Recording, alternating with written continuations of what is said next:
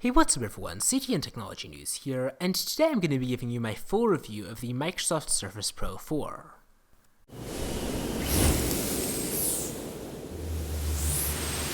So the Surface Pro 4 is the latest model in Microsoft's Surface Pro line, and even though it looks a lot like the Surface Pro 3, it's actually got a number of exciting improvements inside. The 2015 version of Microsoft's tablet adds the latest Intel processors, a slightly larger display, and then also a handful of hardware and software tweaks that make this the best Surface to date. So let me start by talking about the Surface Pro 4's design.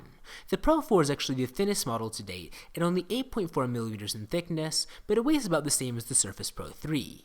Just like last year's model, it still features the same magnesium design and adjustable kickstand, which can fold out to around 150 degrees.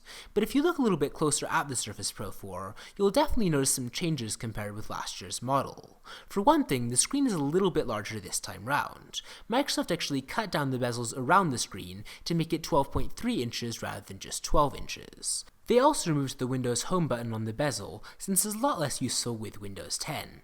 Now in the way of ports, the Surface Pro 4 doesn't have too much honestly, but it's definitely more than say what Apple's offering with the iPad Pro.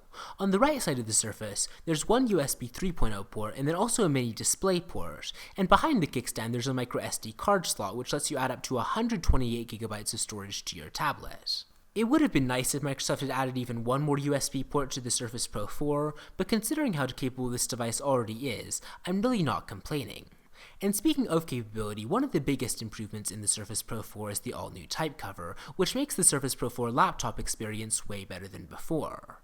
Instead of the wide-faced, tightly packed keys on previous type covers, the new edition features widely spaced island-style keys that feel every bit as good as most laptops on the market today. What that means is that there's virtually no learning curve to typing on the Surface Pro 4. I was actually able to start typing accurately on the new type cover right away, and that's a pretty big deal. The trackpad on the 2015 version of the type cover has also been improved a lot. It's a lot more responsive than before, and it's got all of the gestures that you're familiar with, like two-finger scrolling. It might not be quite as good as something like the trackpad on the MacBook Air, but it really won't take that long to get used to. Now my only big complaint about the type cover is that it's still not included when you get a Surface Pro 4. Even though it's a necessary part of the Surface experience, the type cover costs an extra $130 regardless of which version of the Surface Pro 4 you buy.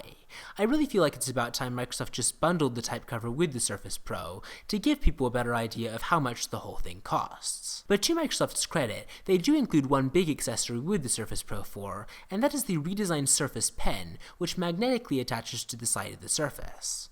This year the pen offers 1,024 levels of pressure sensitivity, which honestly makes writing on the Surface Pro 4 almost as good as putting a pencil to paper. Over the last couple of days, I've really gotten used to pulling out the pen when I want to take note of something. It's really useful for when I need to draw diagrams or pictures rather than just text.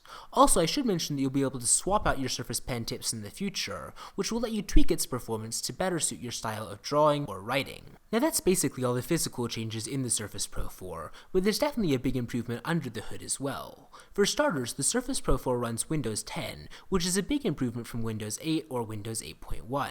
Windows 10 is fast, responsive, and a lot more capable than Windows 8, and it still offers a tablet mode for more casual use. It runs very smoothly on the Surface Pro 4's new Intel Skylake chips, and although the performance isn't way different than the Surface Pro 3, I've definitely been impressed so far by how lag-free and seamless the experience really is, whether using the Surface Pro 4 as a tablet or as a laptop.